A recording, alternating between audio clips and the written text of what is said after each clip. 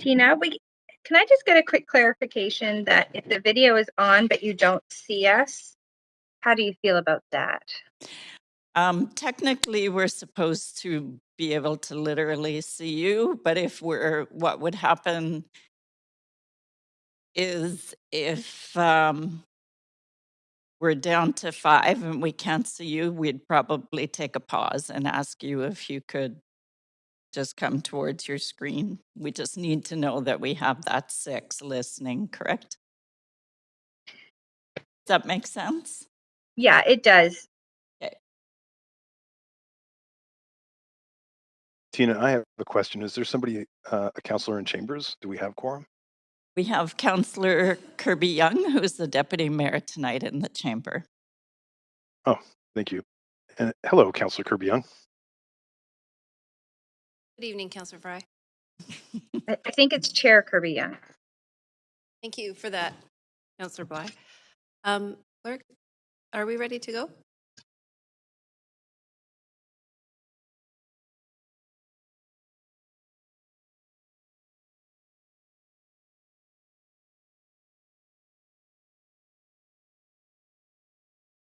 Okay.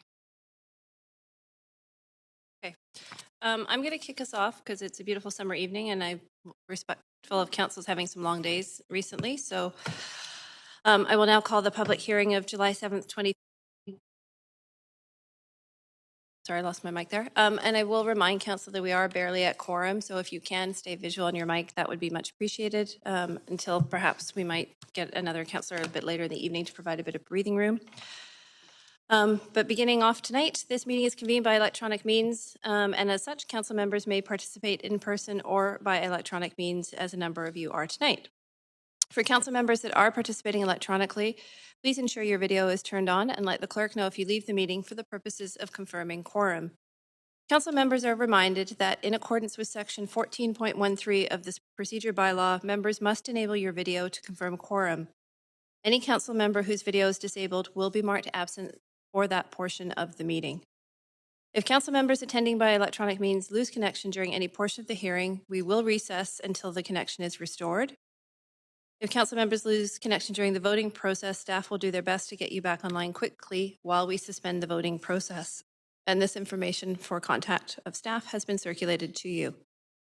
Members of the public can view the proceedings via the live stream, as well as a YouTube link, which will be tweeted out by @VanCityClerk. So I'd like to begin by acknowledging that we are gratefully on the unceded homelands of the Musqueam, Squamish, and Tsleil-Waututh people. We thank them for having cared for this land and look forward to continuing to work with them in partnership as we build this great city together. I also want to take a moment to recognize the fantastic contributions of our City of Vancouver staff who work hard every day to help make our city an incredible place to live, work, and play. And I can attest to that it has literally been every day. So thank you for that. So clerk, can we have the roll call, please? Yes, Mayor Stewart has a leave of absence. Councillor Carr. I am here and alone. Okay. Oops, I don't need to be alone, do I? But I am. Sorry. Councillor DiGenova has a leave of absence. Councillor Fry. Present. Councillor Swanson. Here. Councillor Hardwick has a leave of absence. Councillor Wiebe. Here. Thank you. Councillor Boyle has a leave of absence from 6 to 7:30. And Councillor Dominato. Present. Councillor Bly. Present. And Councillor Kirby Young is Deputy Mayor and Chair for this evening. The meeting has quorum. Thank you very much. Okay, before we begin, I do have some announcements. The public may participate by phone, speaking in person, or submitting written comments to council. All speakers will have 5 minutes to make your comments and should limit your comments to the merits of the report being considered. Speakers should also state whether you are in support or opposed to the recommendations and if you are a resident of Vancouver. Speakers may only speak once. You can follow along on Twitter @VanCityClerk for updates on the progress of the meeting so you don't miss your turn to speak. And any comments on agenda items may be submitted in writing through the online web form at vancouver.ca/public hearing comments. This link will also be tweeted. Any of those who are speaking on behalf of other groups or persons will have 8 minutes to speak, and only if those represented are also on the line or in person and must not be speakers themselves. Council is committed to ensuring all people who participate in Vancouver's public hearings are treated fairly and respectfully. The language we all use in public hearings should reflect respect for all residents, and no form of discrimination is acceptable. Discriminatory language includes attacks on groups of people and individuals. Vancouver's procedure bylaw prohibits council members from the use of words, tone, speakers, or gestures that express a negative view of the character of any person or groups of people. Members of the public are expected not to engage in improper conduct, which does include the use of expressions that might promote hatred or are defamatory. The creation of a safe and inclusive environment for the public, staff, and council to participate in is all of our responsibility. I remind council members you may call a point of order if language used by another councillor during a meeting may not be respectful, and as chair, I will ask the speaker to modify their speech to ensure that it is. Speakers who have pre-registered with presentations are reminded that the public live feed does have a slight delay, and to navigate through the slides of your presentation, if you have one, please say next so that the clerk may help to advance your slides. I also finally want to note the City of Vancouver's longstanding commitment to equity, diversity, and inclusion, including the utmost respect for all genders. I remind Council that when addressing speakers and staff, we will avoid using gendered honorifics and will instead refer to the person by first and last name, role, or title. And a reminder, Council, that your role at a public hearing is to be a quasi-judicial body, which means you are only to consider the merits of the rezoning application or heritage designation. Council members may ask clarifying questions from speakers, but should save debate for after the close of the speakers list. After hearing from speakers, Council may 1. Approve the application in principle, 2. Refuse the application, or 3. Refer the application to staff for further consideration. And finally, should Council not complete all of the agenda items this evening, which I sincerely hope that we will recess and reconvene this meeting on July 22nd at 6 p.m. So our first item of business this evening is item 1, 2022 annual inflationary rate adjustments to density bonus contributions. And before we jump into this one, do any members of council wish to declare conflict of interest on this item? Not seeing any. We will now ask the clerk to read the application and the summary of correspondence received. This is an application by the General Manager of Planning, Urban Design and Sustainability to adopt an inflationary rate adjustment to density bonus contributions, i.e. affordable housing shares and amenity shares in the Zoning and Development Bylaw, with new rates becoming effective September 30th, 2022.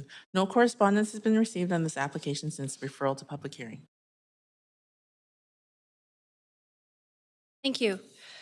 Any speakers for this item who do wish to speak on the matter may call toll-free at 1-833-353-8610, followed by the participant code 1061-445# before close of the speakers list.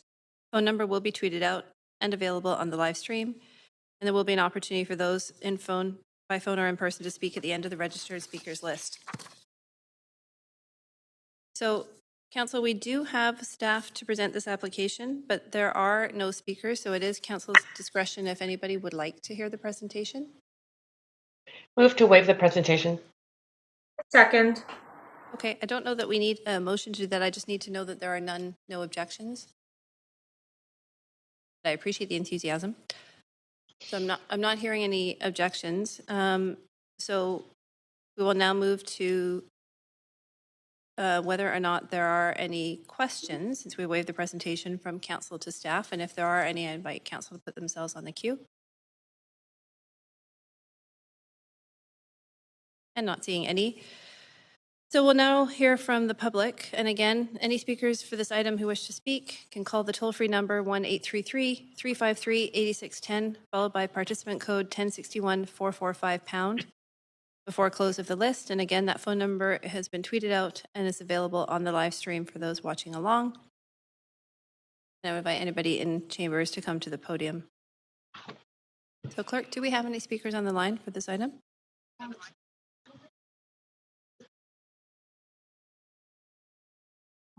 There are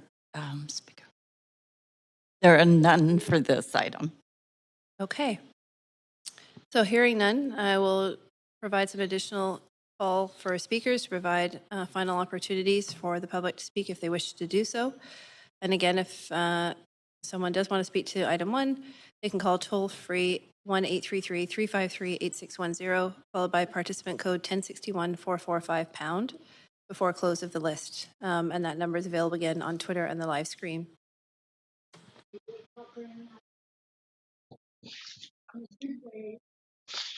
So clerk, I wonder if you can guide us, seeing if there are no further speakers, whether this would be the appropriate time to take the 5-minute recess to ensure there's no calls?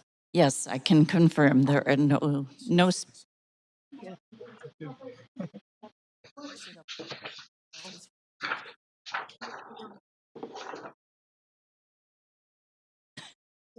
there are none on the line right at the moment, but when we take a break, we have to check to see if Create space for dialogue. There's Councillor Weeb and Councillor Carr, you may not be on mute.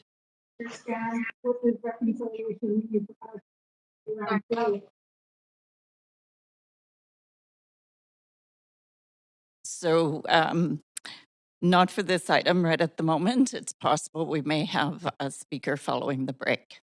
Okay, so at this point, we can take a 5-minute break until it's now 6:12, 6:17 p.m., and we will come back at that point, Council. Thank you.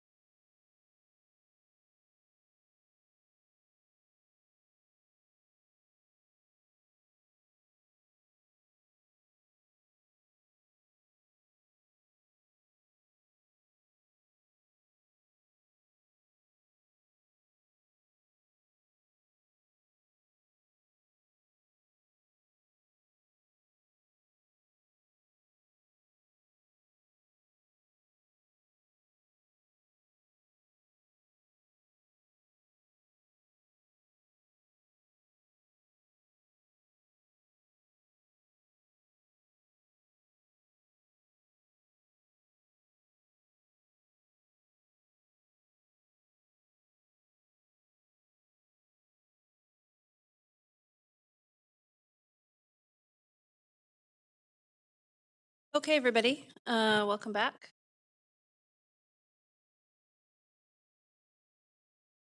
Have everybody. Okay, clerk confirming we have no additional speakers at this time. Don't have quorum yet. Don't have quorum yet. And two.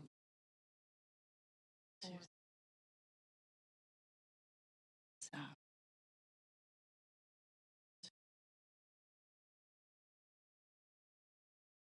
1, 2, 3. No, Okay, we have quorum. Thank you, Council. Clerk, do we have any additional speakers on the line? I'm just double checking. And none for this item, Chair Kirby Young. Okay, thank you. Seeing as there are no additional speakers, the speakers list is now closed. And as few or no public comments were received on this item after 5 p.m. today, I suggest we now close the receipt of public comments and move on to hearing closing comments, asking any further questions of staff, and to make a decision. So do staff have any closing comments at this time?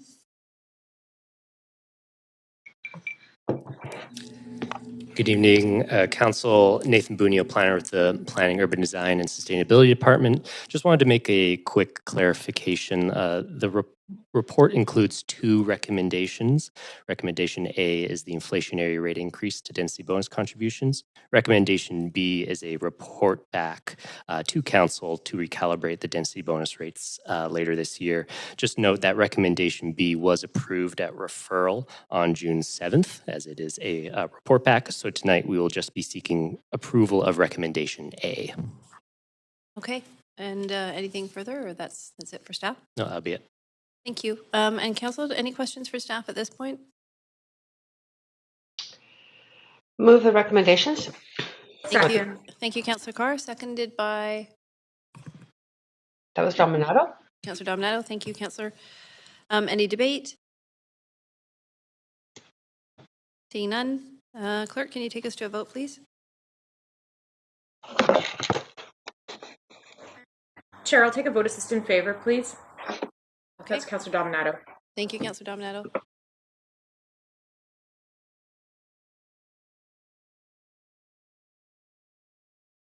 And Clerk, I have a trouble with my panel. Can I also get a vote assist in favor, please?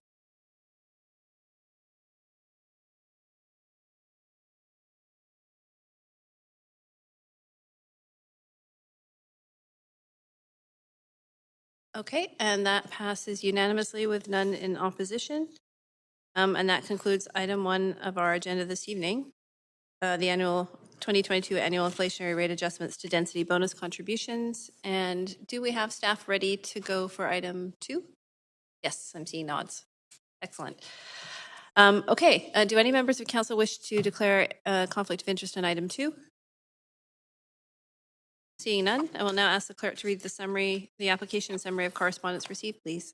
This is an application by Integra Architecture Incorporated to rezone 5589 to 5661 Bailey Street from RS1 Residential District to CD1 Comprehensive Development District to permit 2 6-story residential buildings with 120 secured market rental units, a building height of 19.65 meters with additional height for a rooftop amenity and a floor space ratio of 2.5 are proposed. The General Manager of Planning, Urban Design, and Sustainability recommends approval subject to conditions set out in the summary and recommendation of the public hearing agenda. The following correspondence has been received since referral to public hearing. 2 pieces of correspondence in support and 11 pieces of correspondence in opposition. This represents all correspondence received up to 5 p.m. today. Thank you very much. And a reminder, if there are any speakers for this item who do wish to speak to council, please call toll free at 1-833-353-8610, followed by participant code 1061445 pound before close of the speakers list. And that number has been tweeted out and is also available on the live stream. Now, council, we do have. Chair, can you hear me? Yes, I can, Councillor Bly. Okay, great. I just have a point of privilege on behalf of Councillor Fry. His internet has cut out and he has to restart. So I just wanted to convey that message as he messaged me. And I know we're short on quorum, so just wanted to offer that. Yeah, no, super. That's excellent. Thank you. But it looks like we have quorum still without Councillor Fry, correct, clerk? By my count?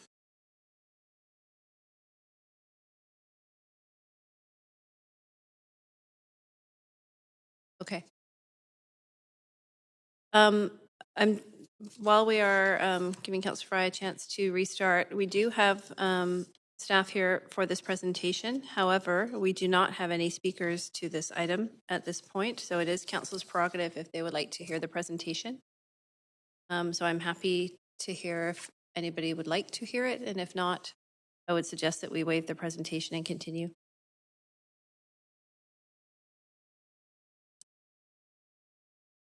Do we have Councillor Fry back on yet? I want to make sure he has a chance in case he wanted to see it. Not yet.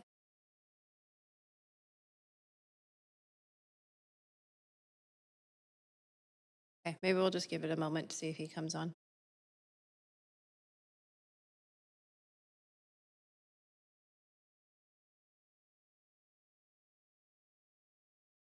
Councillor Fry says he does not want to see the presentation. Okay. He's still trying to get his computer up. Thank you for that. I appreciate that. I'm going to keep us moving then. So at this point, following with no presentation from staff, the applicant also has an opportunity if they would like to speak to the application. Would the applicant like to do that at this time?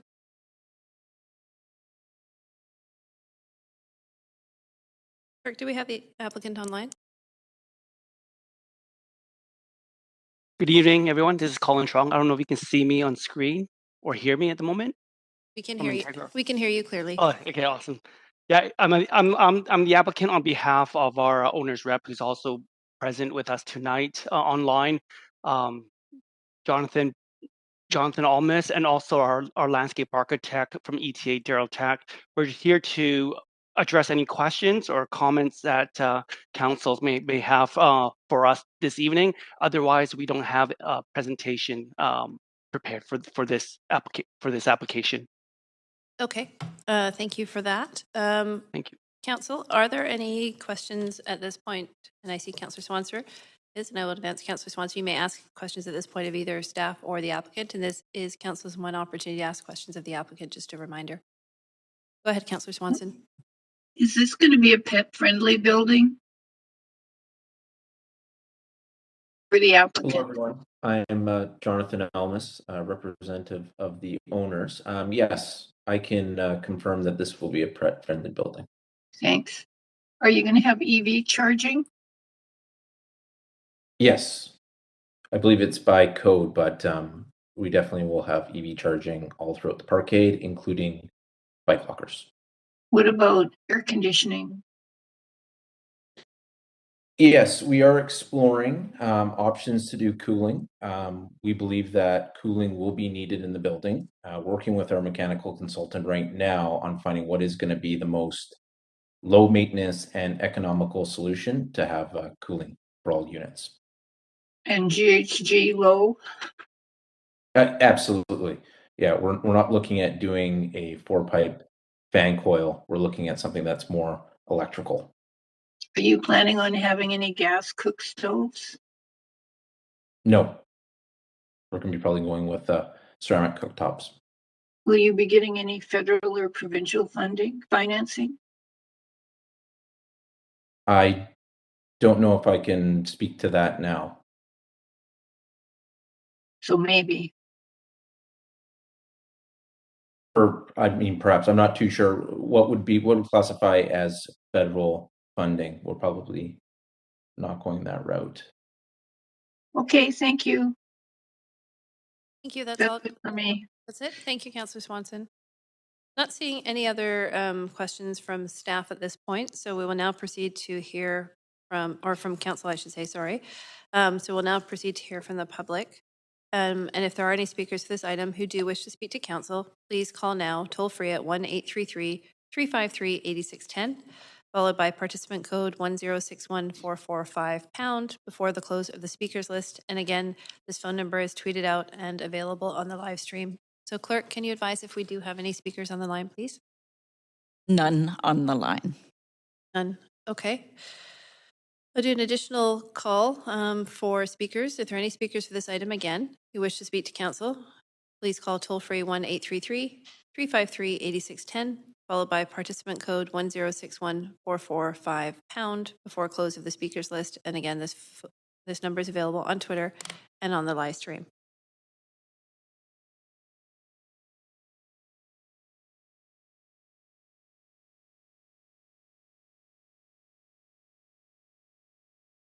And again, not hearing, looking for nod from staff, not hearing there are any speakers on the line. No. I will suggest that we now take our 5-minute recess to allow anybody a final opportunity to call in. Now 6:28, so we'll come back at 6:33 p.m. Thank you.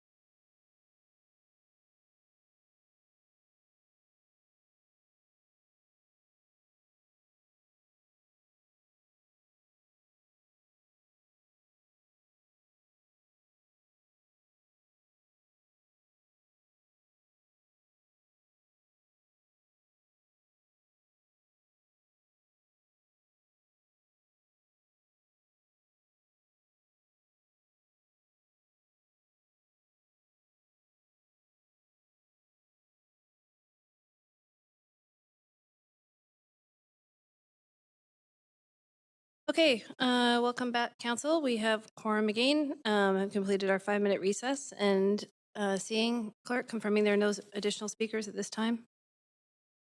No speakers. Thank you. Seeing that as there are none, the speakers list is now closed, and as few or no public comments were received on this item after 5 p.m. today, we will now close receipt of public comments and move on to hearing closing comments, asking further questions of staff, and to make a decision. Does the applicant have any closing comments at this time? Good evening. No, we don't have any closing comments at this time. Thank you. Thank you. Staff, any closing comments? No closing comments from staff either. Okay, thank you. Council, any questions for staff?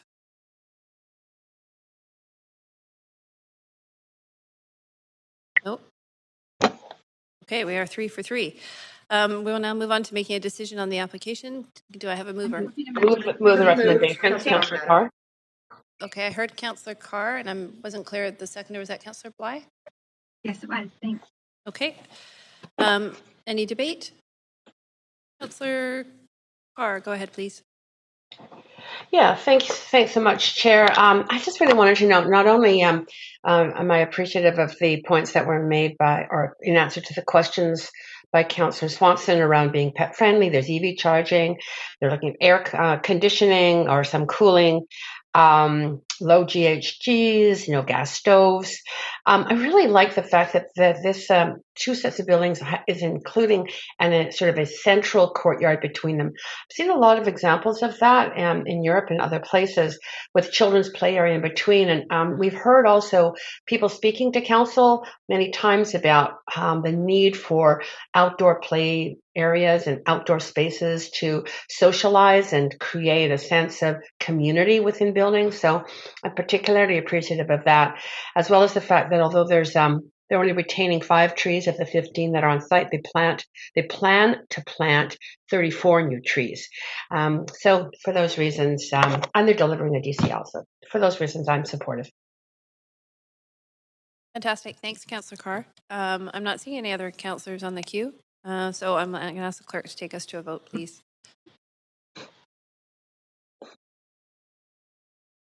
And I'm going to ask for vote assist in favor, because I have a non-functional panel. Thanks.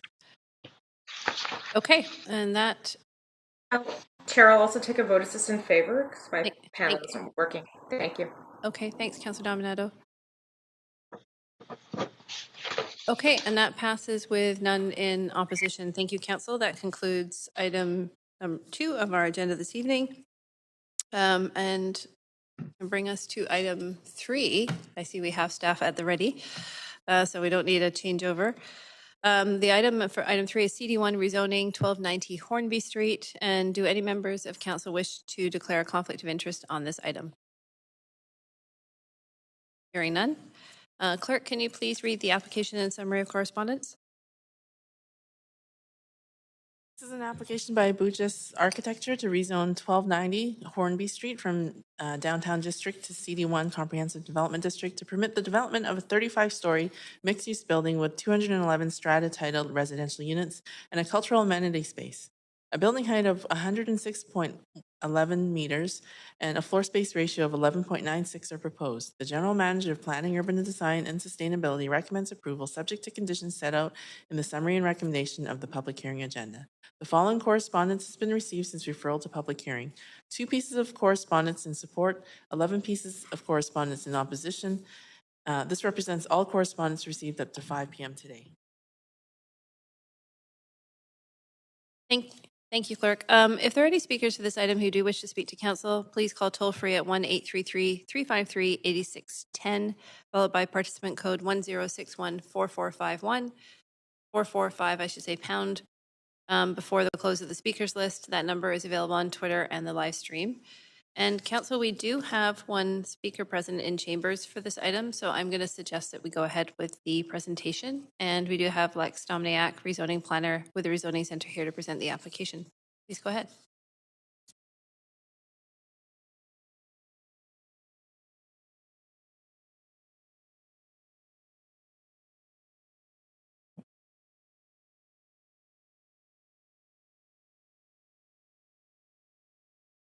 We can now. Thank you.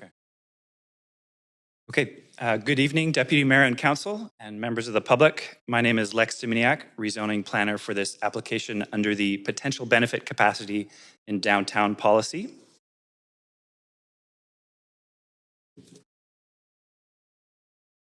The site shown in red is located at the southwest corner of Hornby and Drake Streets and is comprised of 5 DD zoned lots. It is in the downtown south subarea known as Hornby Slopes, a high-density residential neighborhood. The surrounding blocks contain a variety of building types, including commercial, residential, hotels, and cultural facilities, with heights ranging from 13 to 54 stories. The site is within close proximity of bus service along Burrard and Granville Streets and a short distance away from 2 Canada Line stations.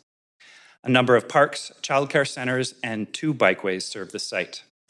Also nearby are 7 cultural and community spaces, forming an arts and cultural hub.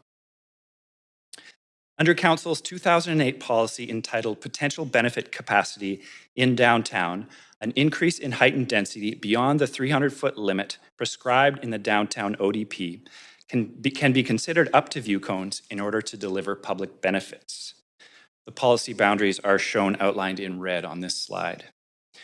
Per the policy, public benefits, including cultural and community facilities, per the policy, public benefits include cultural and community facilities, including and affordable housing and parks. The application also delivers arts and cultural space to advance 2 council policies: Culture Shift, which is the city's overarching 10-year cultural plan, and Making Space for Arts and Culture, which targets 800,000 square feet of new, affordable, and accessible cultural spaces.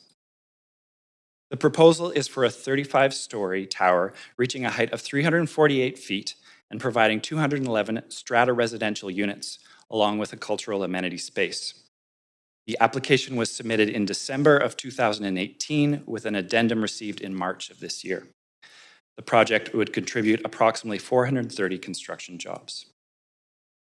The cultural amenity space, at over 13,000 square feet, would occupy a double height volume at grade and on level 2. Artist presentation and exhibition space would be on the ground floor and artist production space on level 2. The cultural space would be transferred to the city as an in-kind community amenity contribution. Following enactment of the CD1 bylaw, city staff would undertake a process of selecting a local arts and culture nonprofit to operate the space. An in-person open house was held on February 15th of 2019, which was attended by 58 people.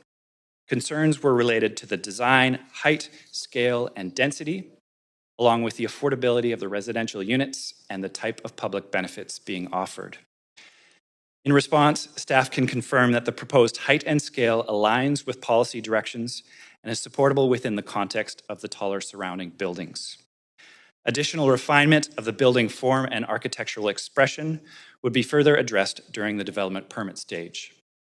Regarding the public benefit, rezoning policy for the Hornby Slopes area envisions new housing, specifically for strata residential to support public benefits. And cultural facilities are identified as an appropriate public benefit per the Making Space and Culture Shift strategies. The applicant has offered in-kind and cash CACs, with the cultural facility valued at close to $9 million and the cash component at just over $12 million, to be allocated towards recreation facilities, childcare, libraries, cultural space, and heritage conservation. The expected DCL is close to $5 million, along with a public art contribution of over $355,000. In summary, staff recommend approval of this application, subject to conditions in Appendix B of the report. The proposed uses, density, and height are consistent with the potential benefit capacity in downtown policy. And if approved, the application would provide residential units co-located with a cultural amenity space in the downtown area. Thank you very much. Staff and the applicant team are here to answer any questions. Great, thank you so much. And now is the applicant team here to speak to the application? Yes, my name is Gary Yoshizawa. I'm with Buttress Architecture. and I'm here along with our client Bruno Wall to answer any of your questions. Okay, just confirming you don't have a presentation at this point. You just We don't have a presentation. okay. Thank you. At this time, are there any questions from council to staff or the applicant? And reminding council, this is the one opportunity that council has to ask questions to the applicant if you wish. Okay, Councillor Carr, please go ahead. Thanks very much. No, the report's very clear, but there was one item about the project that I didn't understand or I didn't know what was really meant, and that is regarding the artist space. It says that there is going to be presentation or exhibition space, an artist production space, and then ancillary space. What is the ancillary space?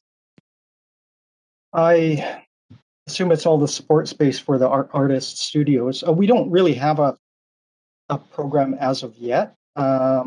But we will get further consultation with cultural services and urban planning in that regard. But we really are at the very early stages, and we don't really have any sort of guide to sort of what this space is actually going to be. Okay. Yeah, just curious because I don't either. The other question is talked about having some trees and specifically trees on the lane. That's a curiosity to me. Why trees on the lane?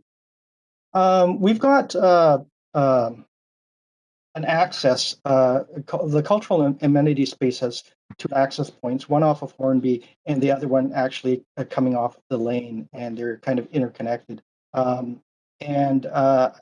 Right now we show a tree kind of within that sort of auto court turning circle, and it acts as a bit of a buffer.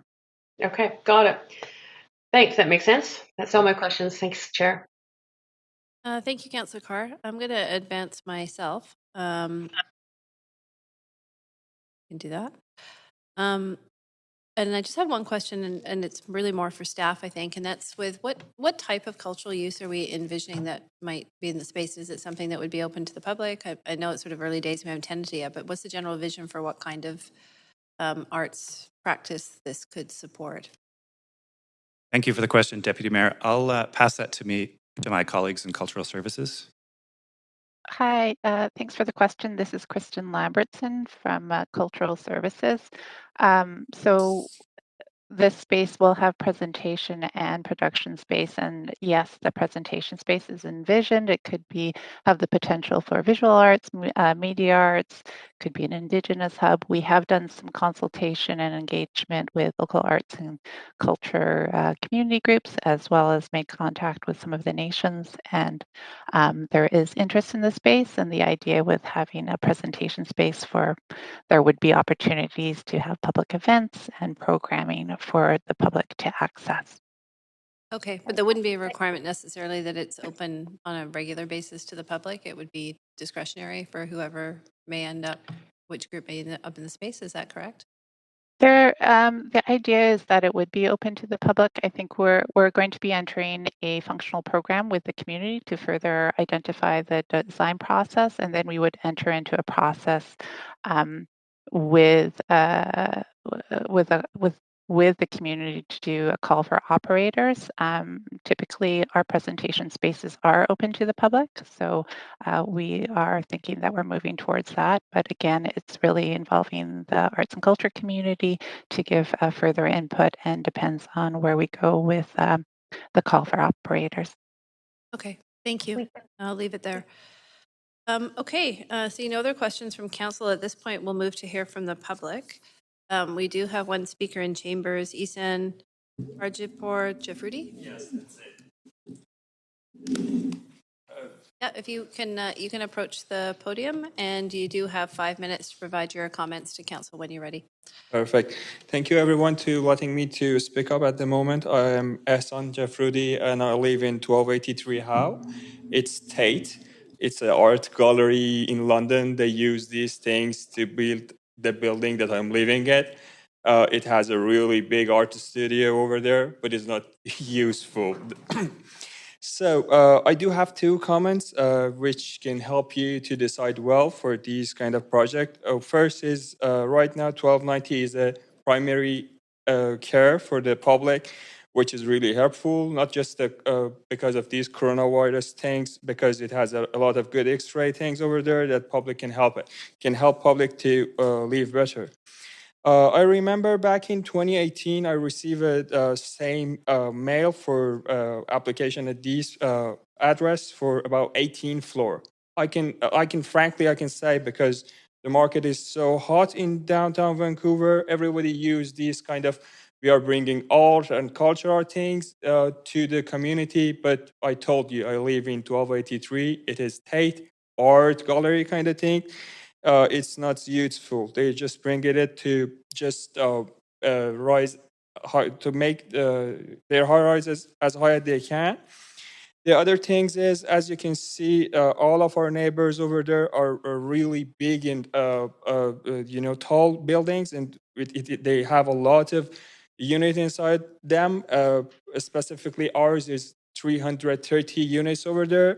The Burrard Place is coming up, and South and Oni and the Pacific, all of these buildings and high rises has a lot of people living there. So I guess this lack of parking, this huge building will not help. And it's not just helping, it will make life harder for the people at that community to live there.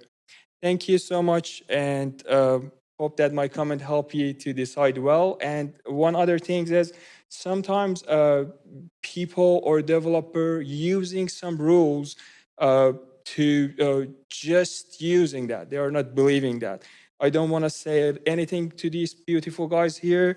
Overall, council, if you want to do something for the community, check their background, see what exactly they're looking for, and not for giving their permit after finishing the project, looking after them to see how exactly their project and their buildings of work. Because I told you, our place, 1283 How, our artist studio is not working in the last 3 years. And if we want to do for something for cultural art kind of thing, we can run ours first instead of just bring one next to us to just give some more floors to someone.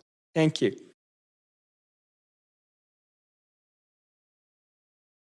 Thank you very much for taking the time to come to council and share your comments and thoughts. There are no questions for you, but we appreciate your input.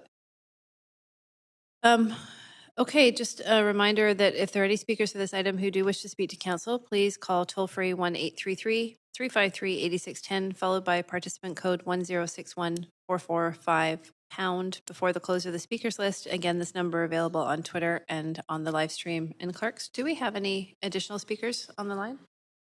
No. Okay.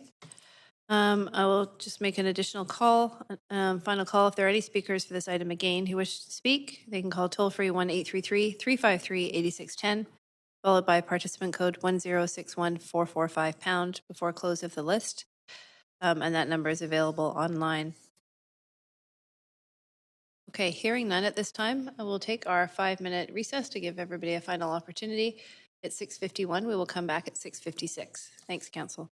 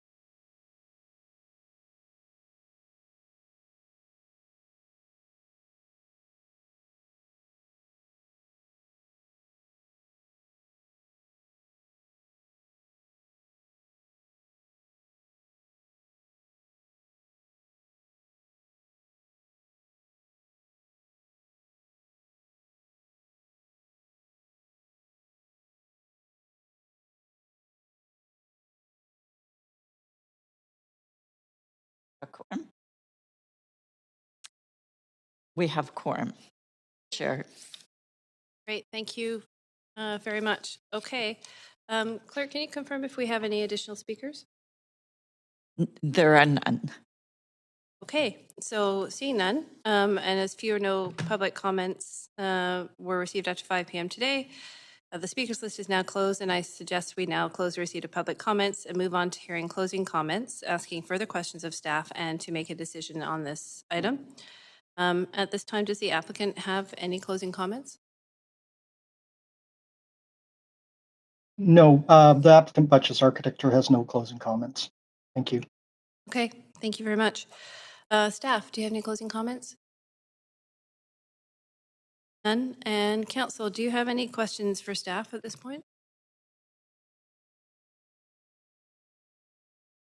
Seeing none, council will now move to make the decision on the item. And do we have a mover for the recommendation? Move the recommendations. Thank you, Carr. Councillor Carr. Second.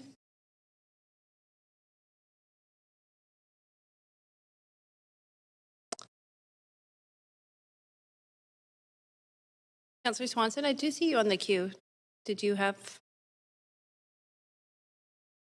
we miss you wanting to ask questions, or was that a holdover? Councillor Swanson? I just wanted to comment before voting. Oh, okay. I just wanted to thank you for that. I just wanted to confirm a seconder. I didn't hear a seconder. Oh, second, Councillor Bly. Councillor Bly? Okay, seconded. And thank you very much. And Councillor Swanson, go ahead. Yeah, I just don't think that in the middle of a housing crisis, we should be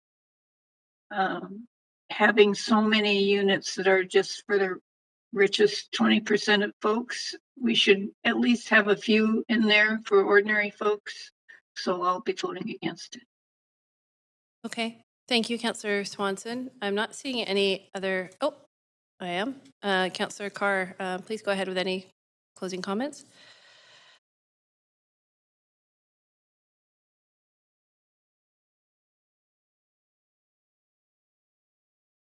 Clerk, I think we lost Councillor Carr. Could you? Nope. You haven't, sorry. I was on mute. Sorry about that. No worries. Although this project is not in the West End plan area, it's right adjacent to it. And the adjacent area in the West End plan is one area that the citizens decided to specifically designate for strata, with the expectation that the CACs, DCLs from that strata development would be used for public amenities. So it is in an area where there is a lot of strata already, but there are DCLs that are and CACs that are arising from this, and those community amenity contributions, I think, are really critical for the kind of amenities that we all value and the public values. The direct one of an artist presentation and exhibition space, as well as a production space. And that's very critical within any part of Vancouver, but certainly very important within the downtown core. Secondly, the 9.127 million extra beyond that in cash CAC, which will be used for childcare. At least at this point, it's designated for community amenities like the Vancouver Aquatic Centre, new expanded fire halls, and then some very specific amount for childcare. So at this point, I am supportive of the project because of the fact that it is delivering the cash that is so incredibly important to the delivery of the public amenities that the citizens of this city rely on. Excellent. Thank you, Councillor Carr. Okay, seeing no other councillors on the queue, we will now move to a vote. And can I get a vote assist in favor, please, clerks?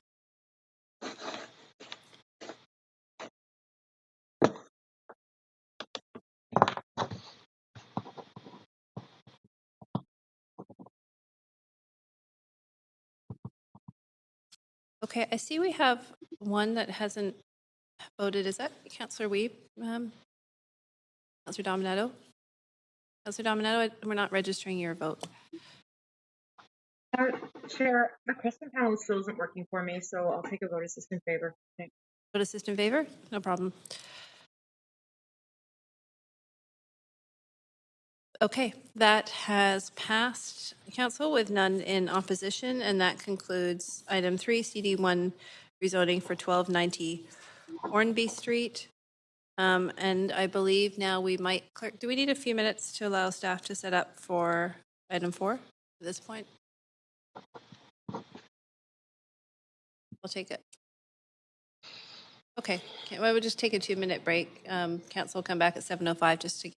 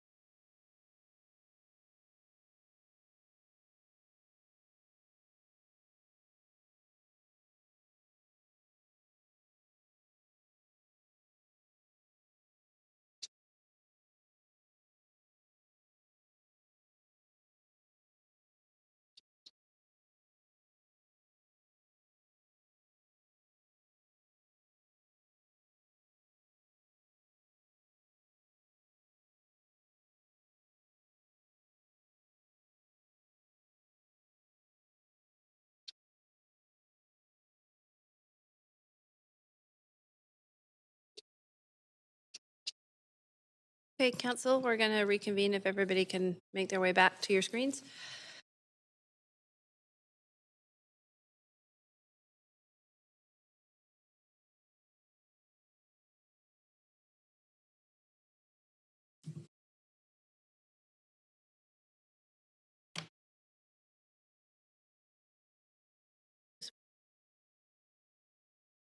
Just waiting for one more, Councillor.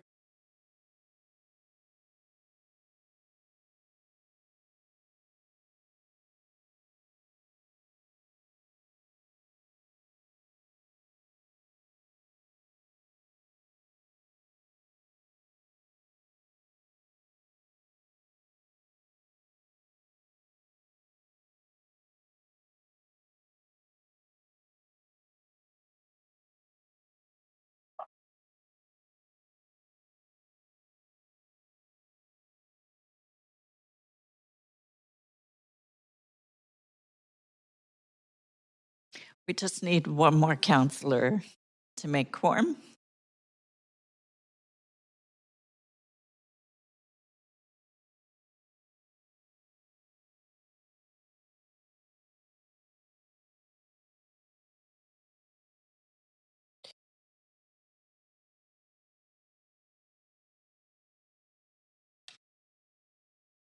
Quorum. We have quorum, Chair. Perfect, thank you. Okay, we're now commence item 4, CD1 rezoning for 131-163 West 49th Avenue. And before we begin, does any member of council wish to declare a conflict of interest in item 4? Hearing none. Clerk, could you please read the application and summary of correspondence received? This is an application by Yamamoto Architecture to rezone 131 to 163 West 49th Avenue from RS1 Residential District to CD1 Comprehensive Development District to permit the development of a 4-story mixed-use building with ground floor commercial space. office space, and 68 strata-titled residential units. A building height of 17.7 meters with additional height for rooftop amenity and a floor space ratio of 2.5 are proposed. The General Manager of Planning, Urban Design, and Sustainability recommends approval, subject to conditions set out in the summary and recommendation of the public hearing agenda. The following correspondence has been received since referral to public hearing, 15 pieces in support. This represents all correspondence received up to 5 p.m. today. Great, thank you. If any members of the public would like to speak to this item, please call toll-free now at 1-833-353-8610, followed by participant code 1061445. Before the close of the speakers list, this number is tweeted out and available also on the live stream. And we do have Helen Chan, rezoning planner, here to present the application. And since we do have a speaker to this item, Council, I'm going to suggest that we hear the presentation. Are you ready to proceed? Thank you. Thanks. Go ahead. Good evening, Council. My name is Helen Chan. I'm the rezoning planner for this application, which is being considered under the Cambie Corridor Plan.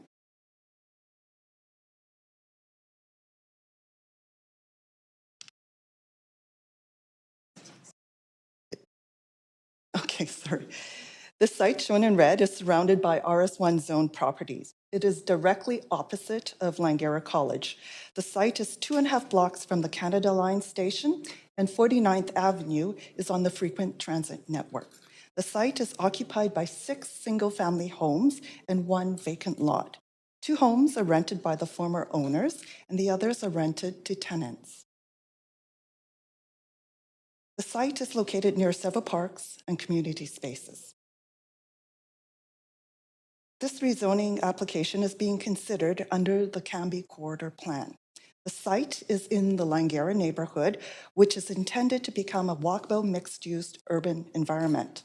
The plan anticipates buildings with heights up to 4 stories on 49th Avenue and 5 stories at the lane. A continuous street wall of commercial uses along 49th Avenue is required, as well as an activated lane. Density up to 2.5 FSR is permitted.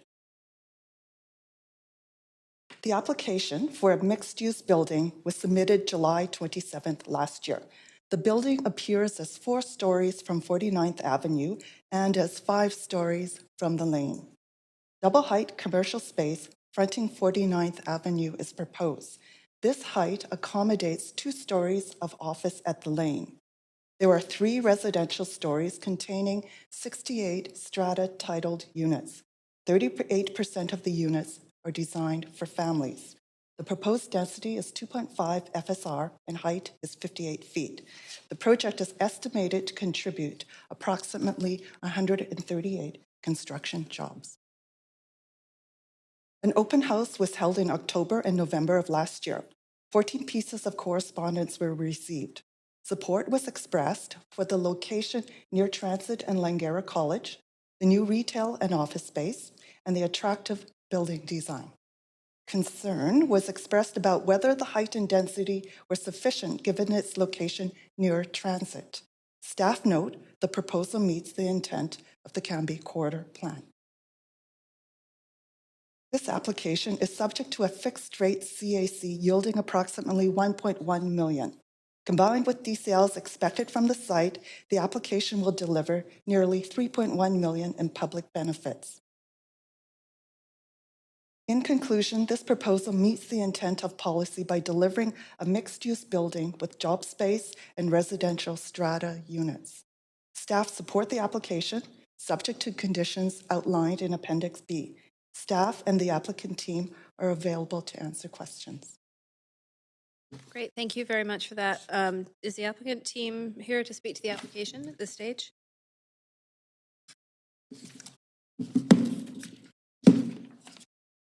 Yes, Faisal Yamamoto with Yamamoto Architecture and Hassan Syed with Alabaster Homes are here to answer any questions. Okay, but just to clarify, you don't have a presentation, correct? Correct. Okay. Council, this is your opportunity to ask questions of either the applicant or staff, and your one opportunity to ask questions of the applicant. Are there any questions?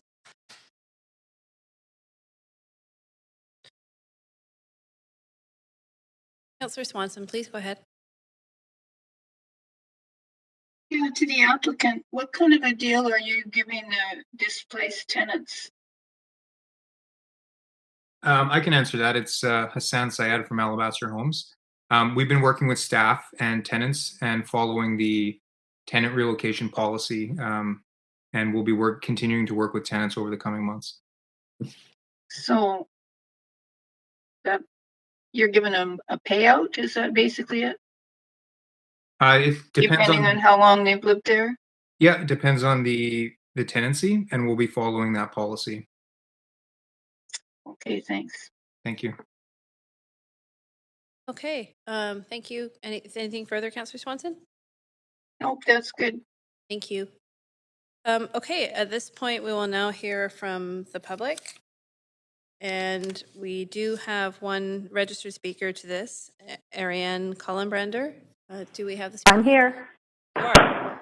I'm here. Can you hear me? I can hear you perfectly. Please go ahead. You have 5 minutes to provide your comments to council. My name is Ariane Cullenbrander, and I'm a resident in the neighborhood of the proposed zoning and development bylaw. I would like to voice opposition to this recommendation, as I have regularly seen the congestion that occurs on West 49th Street between Main and Canby Streets. This street is not nearly as wide as Canby or King Edward Streets, both of which have recently incorporated multi-story residential units onto their thoroughfares. This part of West 49th Street is particularly vulnerable to traffic bottlenecks, as Langara College is located right at the corner of Manitoba and West 49th Street, which is where the proposed development is at issue. And on any given day, traffic jams occur right at this crossing, with hundreds more residents packed into a building as per the rezoning proposal. This street would become unbearably busy, given its narrow site and structure. If you've driven down West 49th, it is not a very wide street, does not compare nearly as wide to King Edward or to Canby or Main Street for that matter. My husband and I are also concerned that the zoning bylaw will open up several more housing developments along West 49th heading east towards Main Street. Again, with a bus route, Langara College, and the narrow design of West 49th, multi-story residential units will only create problems for residents and students alike. And that is what I'm submitting in opposition to this bylaw. Okay, thank you for your comments. I think you were very clear. You're welcome. You don't have any questions from council this time, but thank you for taking the time to provide your input. Thank you. Thank you.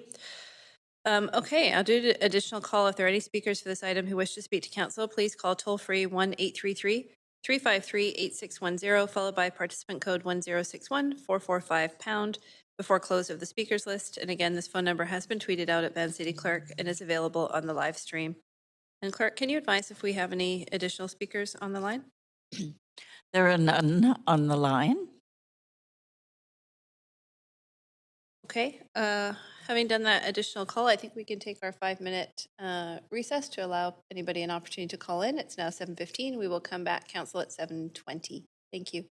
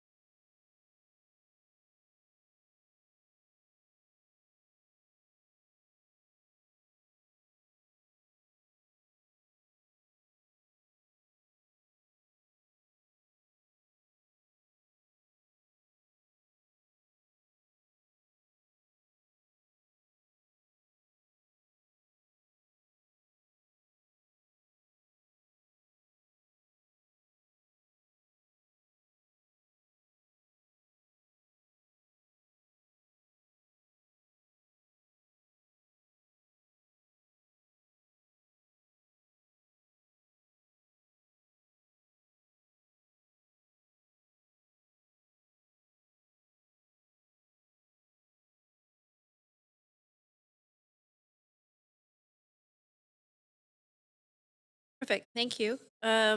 So just verifying, clerk, do we have any additional speakers after the recess? No additional speakers for this item. Okay, thank you very much.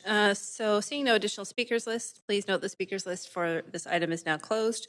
And as few or no public comments were received on the item after 5 p.m. today, I suggest we now close receipt of public comments and move on to hearing closing comments, asking further questions of staff, and to make a decision. So at this time, does the applicant have any closing comments? No comments from us. Thank you. Okay, thank you. Staff, any closing comments you'd like to offer?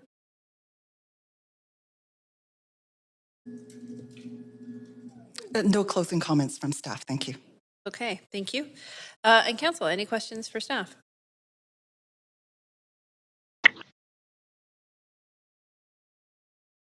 Going once, going twice? Okay, council, we now move to make a decision on the application. Do I have a mover? Councillor Carr, move. Councillor Carr, second.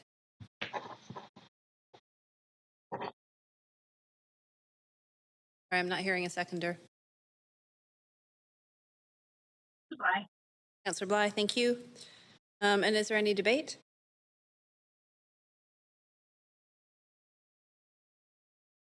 Okay, seeing none, I will ask.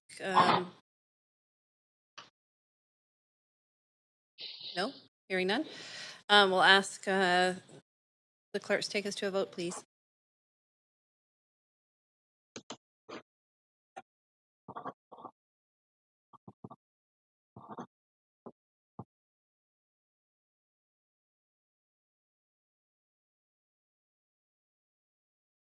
We do have a couple of councillors who have not voted yet. Councillor Wiebe, I don't believe we have your vote. I'm still showing one not voted. Oh, no, it's me. Why is mine not showing? Okay, all right, it's showing now. Okay, so that has passed with Councillor Swanson in opposition. And everybody, thank you, everybody. That concludes item 4. Okay, in terms of item 5, does staff need time to set up, or are you raring to go?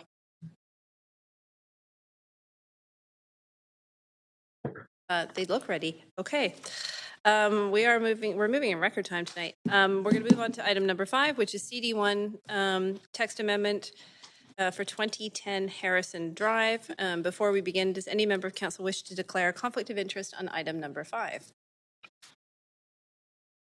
Hearing none. Clerk, can you please read the application summary of correspondence received? This is an application by DYS Architecture to amend CD1 313 Comprehensive Development District to for 2010 Harrison Drive to replace the existing care facility with 2 6-story buildings, including a seniors care facility with 187 beds and a residential building containing 76 secured market rental units with 20% of floor area secured at below market rental rates. Building heights of 23.4 meters for the care facility and 18.1 meters for the rental building are proposed. The total floor space ratio of 2.02 is proposed for the site. The General Manager of Planning, Urban Design and Sustainability recommends approval subject to conditions set out in the summary and recommendation of the public hearing agenda. The following correspondence was received since referral to public hearing. 30 pieces of correspondence in support, 1 piece in opposition, and 1 piece of correspondence dealing with other aspects of the application. This represents all correspondence received up to 5 p.m. today. Great, thank you very much. If there are any members of the public who wish to speak to council, please call toll free at this time at 1-833-353-8610, followed by participant code 1061445# before close of the speakers list. Again, this phone number is tweeted out and is also available on the live stream. Council, we do have 3 registered speakers to this item, so I'm going to suggest we go ahead and hear the presentation. And we have Helen Chan, rezoning planner, at the ready to do that. So please go ahead when you're ready. Thank you, Council. Yes, so this application is for a licensed long-term care facility for seniors and a rental building. The application is being considered under the Victoria Fraser View Killarney Community Vision and the secured rental policy. The site, shown in red, is located at the northeast corner of Victoria Drive and southeast Marine Drive. It is zoned CD1. The site is occupied by the existing German-Canadian care home, which has 137 complex care beds for seniors. Adjacent properties are zoned RS1 and RS1B. To the east are other seniors care facilities and housing. The site is well served by transit with bus service on Victoria and Marine Drive. The Victoria bus has its terminus at the bus loop adjacent to the north side of the property. The enabling policy for the care facility is the Victoria Fraser View Killarney Community Vision. The vision permits consideration of rezonings for institutional uses. For the residential rental building, the secured rental policy provides consideration for CD1 zoned sites where existing rental units do not currently exist. The rezoning policy for sustainable large developments applies and requires that the proposal demonstrate leadership in sustainable design. The application that was submitted in February 2019 was for a licensed long-term care facility for seniors with 163 beds and for a 5-story rental building. A resubmission was made on October 27, 2021 in order to increase the number of care beds to 187 and to add 1 more story to the rental building and include below market rents. Both proposed buildings are now 6 stories, but because of the slope on the site, the buildings appear as 4 stories from Harrison Drive. The FSR for the site is 2.02. The sustainable design features include significant tree retention, walking paths, and garden plots. The project is estimated to create 466 construction jobs. The licensed long-term care facility has 187 beds for seniors. The new building is being developed under a contract with Vancouver Coastal Health to provide a minimum of 150 publicly funded beds. The building has extensive program spaces, including an adult daycare. The rental building has 61 market rental units and 15 below market units that target households earning less than $80,000 per year. 35% of the units are family units. 20% of the residential floor area in the rental building will be secured as below market rental units. Shown in blue, the applicant proposes to offer the below market units at rents set out in the city's moderate income rental housing program. Shown in green are typical market rents for newer buildings on the east side of Vancouver. In comparison, renting has lower monthly costs than homeownership, which is shown in orange. An open house was held in January of this year. 54 submissions were received. Support was expressed for new families being able to move into the neighborhood, more access for seniors to long-term care beds, and for the building design. Residents also expressed concern about building height, loss of views, and traffic impacts. As a reminder to Council, the City does not protect private views. This project also complies with the secured rental policy for adding rentals along arterials. Staff also note, in response to public concerns, that view impacts have been minimized because of the sloping topography and siting of buildings. As well, traffic will be reduced on Harrison Drive because driveway access is being relocated from Harrison to Victoria Drive.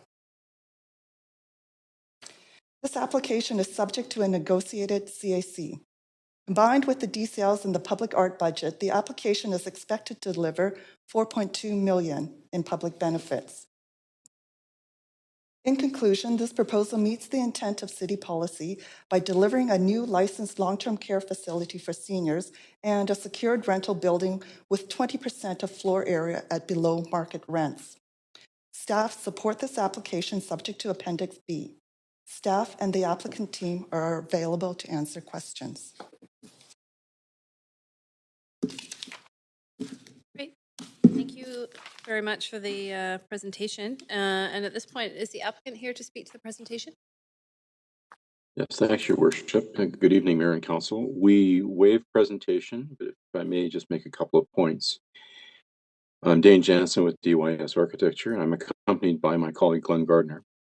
The CEO of the care home, Judith Purchase, is on the line as well, along with a board member, Richard Woodstock, who's been great assistance in developing our understanding of the rental building. We also have the landscape architect, Jeffrey States from PFS Studio. Thank you, Helen, for a great presentation. Just would add that this is a unique precinct in that there's a necklace of buildings that run parallel to Harrison and subsequently Southeast Marine Drive, and that adjacent to us is the Icelandic home, an assisted living building, and then there's 4 other buildings, which includes a care home by Finnish Canadian. So it's part of a developed precinct.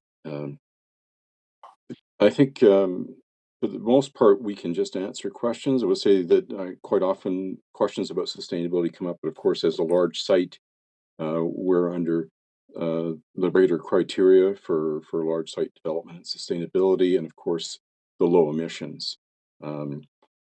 I would also add that through work with the planning department, we have done considerable redesign. It's represented here when the tree policy came out a few years ago. So we've tried to maximize tree retention as part of this proposal. Beyond that, we're happy to take questions. Thank you. Great, thank you so much. Now, Council, if you have any questions for either staff or the applicant team, and a reminder, this is the one opportunity to ask questions of the applicant team, please put yourself on the queue. And Councillor Swanson, you are first. Go ahead. Yeah, this is for the applicant. Is the long-term care place a nonprofit one? Yuta, can you speak to that? Yes, I'm Yuta Purchase. I'm the CEO of the society. The care home is a nonprofit care home. Okay, thanks. And is it funded by? Is the building going to be funded by VCH?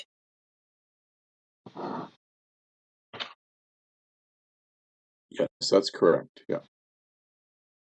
But the rental building is probably more of a self-sustaining thing. Is that the way it's working financially? Yeah, perhaps Richard. Thanks, Councillor Swanson. Richard Woodstock can answer that. Thank you.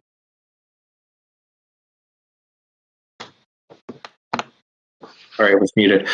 Self-sustaining is a fair way to describe it. Sure. Yeah, it will generate a combination of market rental income and below market rental income, and will be financed on that basis, either by BC Housing or privately with CMHC insurance. Okay, thanks. That's it for me. Great, thank you, Councillor Swanson. Councillor Carr, you have the floor. Yeah, thank you. I just have one additional question. I was also interested in Councillor Swanson's question. My additional question is around the trees, and I noticed the applicant actually addressed the issue of trees, and that you're really working to retain. In the report itself, however, it says that you're going to be removing more trees than you are going to be planting. So 41 are being retained, 29 removed, and only 15 replaced. Can you explain why there isn't a one-for-one replacement?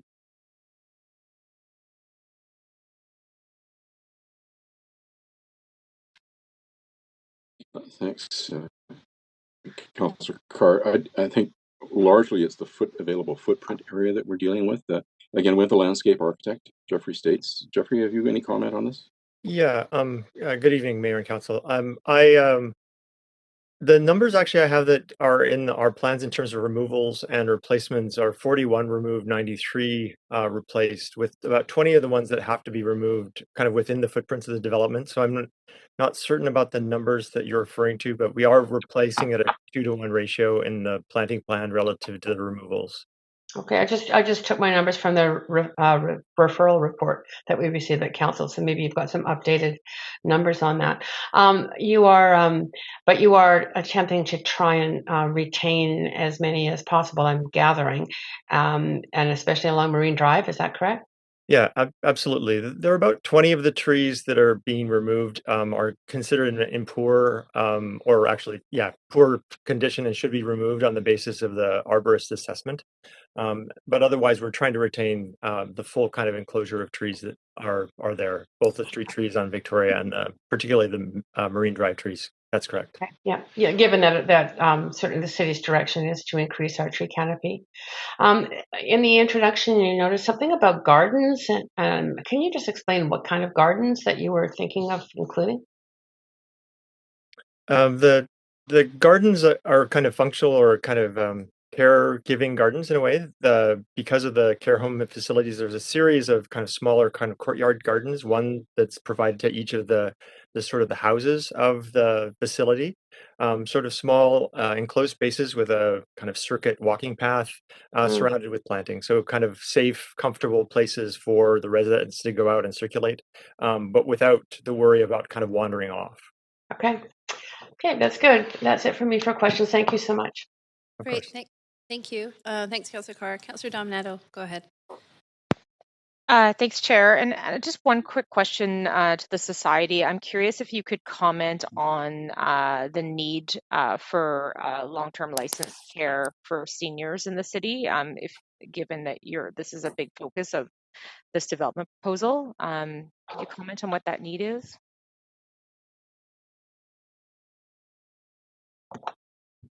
Yuta, can you respond, or would you like me to respond? Yeah, I can respond.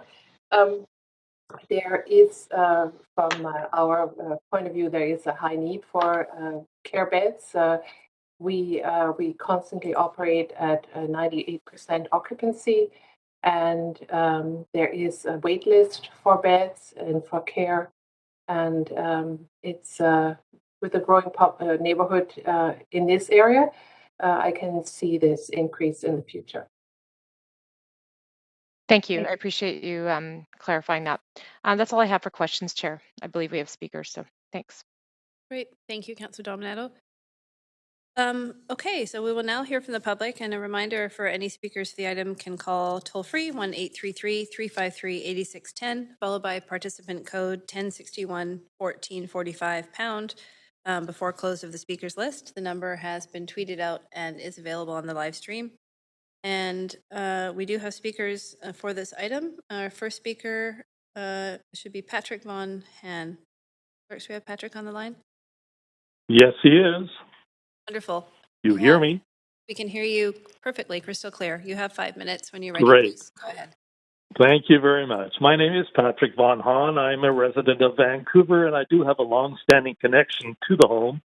My family has been members of the board as well as on the council, and we're very much in favor of this proposal. I'd like to thank you, the council members, and Deputy Mayor Kirby-Yung for the opportunity to speak. I'm passionate about this project as we are finally approaching the approval and building of a new home for both our present and, yes, future seniors like myself and likely you folks as well as future boomers that will be needing senior care at some point. The building itself is built in the early 1960s or late 60s. It is showing its age. It is low density. There's no sprinklers. And we did attempt to build in the mid-90s, but we are now finally approaching a building. The COVID-19 pandemic and the care of our seniors highlights the need for modern facilities that meet the needs of our increasing senior population, many who do suffer from dementia. My family, ja, wir sprechen Deutsch, is of German descent, and we value the German language along with the other languages who live in this home. It is a multi-ethnic home of many cultural backgrounds. And I have to be so encouraged that there were 30 respondents who have submitted written comments, all so glowing about the fact that this home is well operated. They are in favor of this development and are so encouraging us to continue. We are considered a first-class operator. These are some of the comments from Tom Davikoff and others. Below market and we are compassionate and an honorable operator. And it is a below market, and yes, Gene Swanson, it is below market and market rental accommodation. It is a mixed model development. It is quite innovative, though, in its approach. It has an innovative model of care.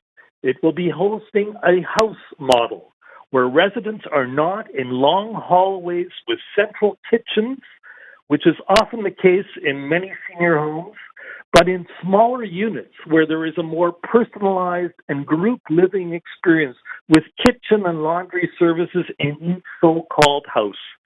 Comfort site and a home-like care instead of institutional models of care. I have to say, there is no reason why we cannot go ahead with this project. It is well designed. It is it's well thought out. It is well visioned, and it has been in the works for many years. We are so grateful to Vancouver Coastal Health in their support of the project. We are supportive of the neighbors.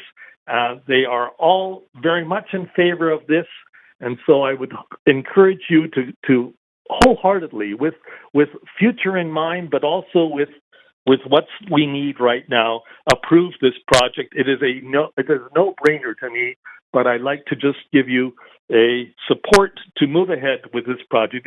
It is fantastic, and it will do well for all of us. Thank you. Thank you so much for your comments. I think you were very clear, and I don't see any questions for you, but thanks for calling in tonight. Okay, speaker number 2, Nathan Davidovich. Hello? Nathan, hi. We can hear you. Go ahead. Oh, you can hear me? Yes, we can. Okay. All right. I mean, I had some technical problems earlier this week. Well, this is another missed opportunity to move the inaccessible Harrison bus loop to Marine and Victoria by either swapping land from the current Harrison bus loop with land at the corner of Victoria and Marine, or by other methods. The grade or slope on Victoria Drive is around 10%, which makes it very difficult or impossible for many bus riders to access the bus loop. This mistake was made around 1980, as the former bus loop was closer to the corner of Marine Drive and Victoria Drive.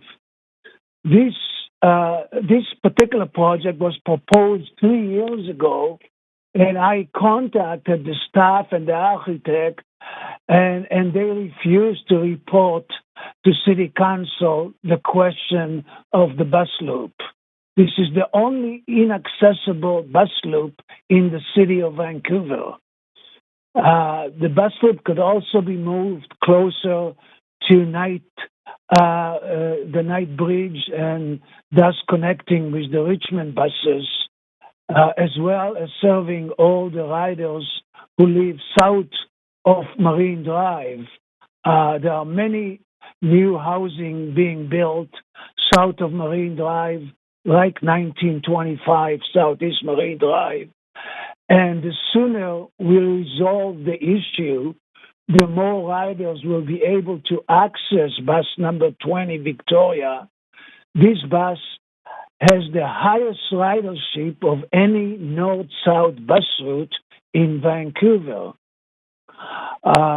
The new BC Accessibility Act of 2021 is coming to force, and the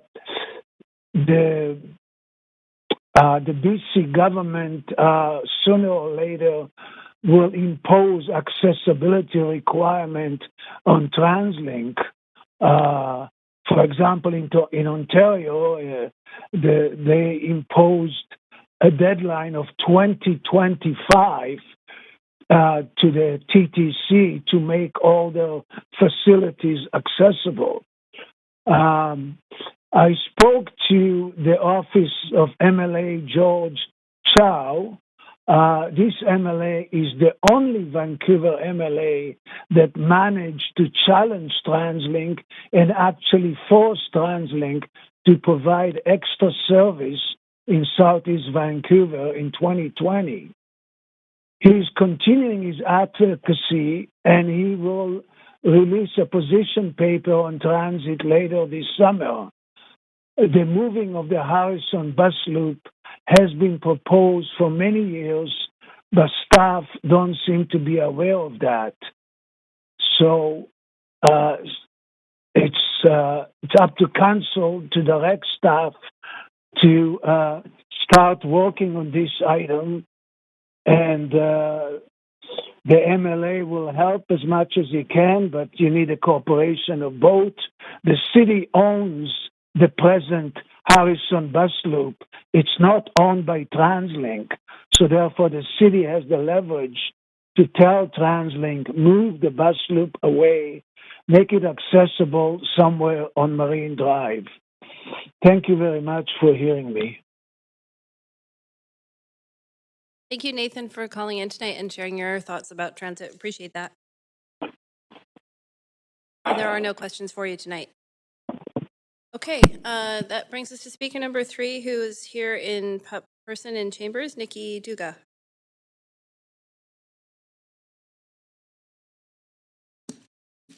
Hi there.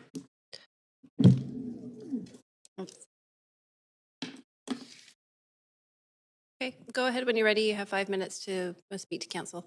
Okay, good afternoon, everybody. What I'm requesting is some additional time for the family members to prepare information. As you can see, there's a presentation developed in 2 years of work that's happened by technical individuals, and probably just a few days for me to put together my points based on technical language that I need to figure out. So we're requesting, please don't make a decision today. We need some more time as families. I'm a family that may lose my home because what they fail to say is in the the VFK and also the rental policy, you're not supposed to be having additional rental sites where existing rentals units exist. All the homes or most of the homes have rental units. There's laneways. We are trying to sustain paycheck to paycheck and we rely on our rentals. And this is a direct conflict that we'll be having with this rental building that will be there. Also, the adjacent facilities that they mentioned, they are also rezoned for rental units. So how many rental units do you have there? The FSRs double, more than double, from going from 0.88 to 2.02. What I can say is across the street, you have probably 50 people living, multi-generational, in the same space where you'll have about 700 to 800 individuals living. Just imagine the density population that we'll be getting, and the neighborhood is not going to be maintained. I would further say that according to the VFK, 0.19 says not approved for low rise. 0.20 says not approved for high rise. What they were saying was that 0.21, small developments, senior housing, low rise, 3 floors is what you can see is what's shown in the picture, or homes that are like Abbeyfield housing. So this was already not approved in the VFK. So depending, data can be interpreted very differently, who's proposing what. So they neglected to provide this information to you. 15.1. The impact on existing neighborhood. There's also the maintaining of the CD1 sites. So just because there's a rezoning that you can do doesn't mean that you just go with an infinite number that suits you, rather than looking at the neighborhood. And there's been no re-proposals back to the community. Family members, we put it in a petition. There were 28 points. Nobody ever got back to us. There's never been a reduction in floors, and that's mentioned that height was an issue, view was an issue. Instead, it's been increased. So that needs to be looked at. I'm going to be out of my home. We're modest paycheck to paycheck. I can't sustain. So you'll have us actually going to those rental where views are the primary selling feature, but you're taking away the view. I had a 360. They didn't look at our current built home. We had to go down in the ground because of 4 inches, where here we're saying go double the feet, go from 12 to 22. That's okay. The families don't matter. They can lose the view. We decide what view you'll get, but we are pitching views to the people that will come in the rental. The rental is going to be in direct conflict with us. Furthermore, arterial streets weren't counted, Marine Drive. They're talking about one entrance, but what about the entrance to the other? The contract from VCH, the 150 beds, is that actually physical? They weren't able to say anything about the number of other sites that are opening. COVID was actually worse in the larger sites than the smaller sites. There's 90 beds that are able to get VCH contract. We've never seen it. They couldn't speak to the wait list. The wait lists are drastically reduced. They're not full 100% occupancy. So we're talking about data that is not factual, factoring in COVID. The institutional nature of large facilities is already known. So it's more smaller sites that are needed, not larger 187. If they're only getting funding for 150, why is it 187, right? So there's a number of conflicts already here that need to be addressed detail by detail. Families need an opportunity to present like they did for you to have the true picture of what's actually going on. Yes, they're talking about a whole corridor being redesigned, but at the expense of the family members. We're multi-generational. I have physical disabled individuals. I have mentally disabled individuals in the home. And all that is going to be lost because we are not being factored in as a community. There's also break-ins already happening. We have traffic issues. We already speaking to transit all the time with their buses left there, families leaving their vehicles, staff leaving their vehicles. The 700 to 800 I'm talking about is just people living there. You'll have at least 300 plus staff that will be coming there. Look at the volume. They've not putting a light on the volume that exists. So I incurred a cost of at least 500,000 more for 2 years of with the city having my plans held for 4 inches of height, restricting that wasn't even restricting the view as much for the people behind me, but in front, it's okay for me to lose all my view from all the places. You are coming to the end of your time. If you Yep. So what I would say is please consider giving us more time and do not take this lightly because families may lose their homes for a rezoning that needs to actually be negotiated with the families or come back with a different proposal. Okay. Thank you so much and apologize for going over time. Thank you very much for those detailed comments. And I don't see any questions from council for you, but we appreciate you attending in person and sharing your thoughts. Okay, I'm going to ask the clerk now if there are any speakers on the line at this point. Additional speakers? There are none. Okay, I will make an additional call for anybody that would like to offer their comments to call toll-free 1-833-353-8610, followed by the participant code 1061445# before close of the speakers list. And again, this number is available on Twitter and the live stream. So, Council, we will take our 5-minute break to allow anybody to call in at this point. It's 7:54, so we'll come back at 7:59. Thank you.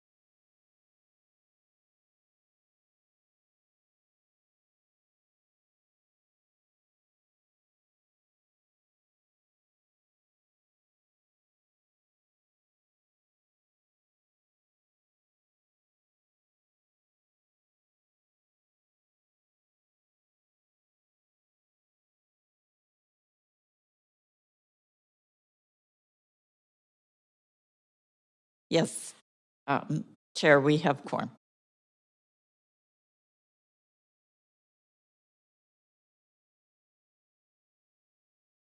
Terrific. Okay, we are back. And we have quorum. And clerk, do we have any additional speakers on the line? Just doing a double check. And no, we have no additional speakers. Okay. Hearing none then, and having made a final call and taken our 5-minute recess, I will now close the speakers list. And as few or no public comments were received on this item after 5 p.m. today, I also suggest that we close receipt of public comments and move on to hearing closing comments, asking further questions of staff, and to make a decision. And at this time, does the applicant have any closing comments? No, thanks, Your Worship. Nothing further. Thank you. And staff, any closing comments? No closing comments, thank you. Okay, thank you. Council, any questions for staff?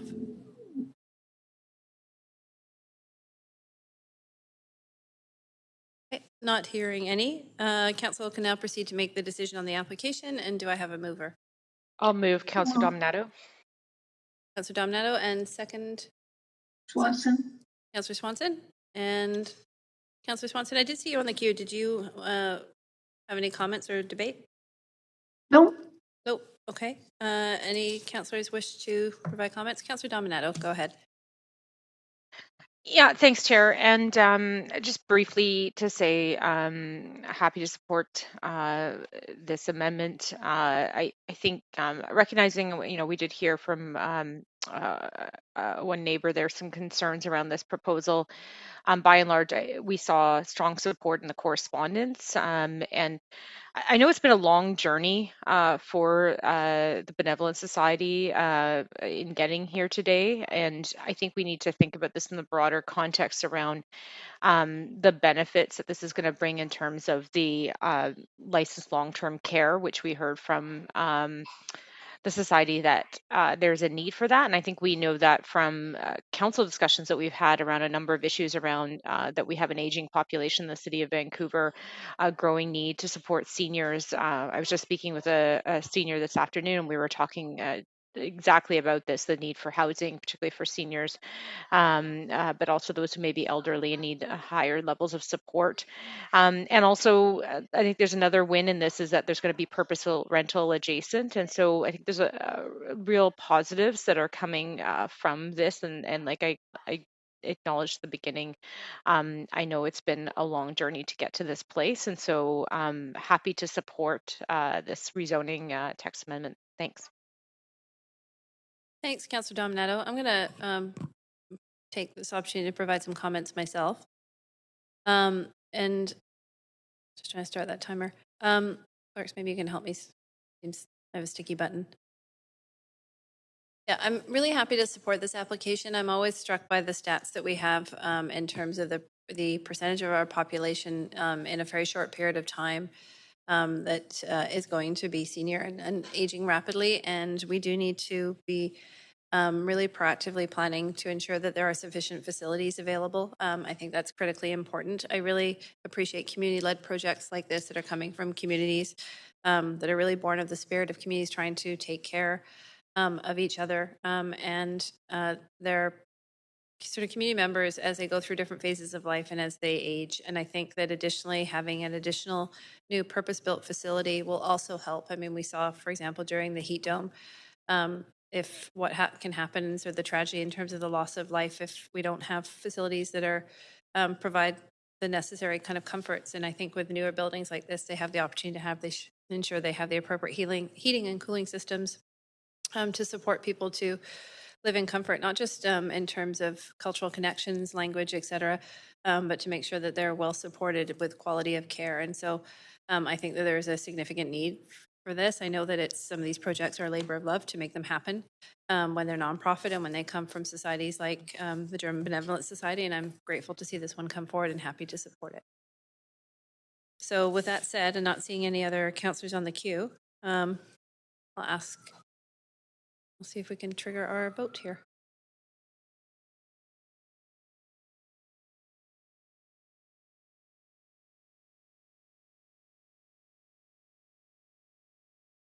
Chair. My computer's good. Would you like a vote assist, Councillor Weeb?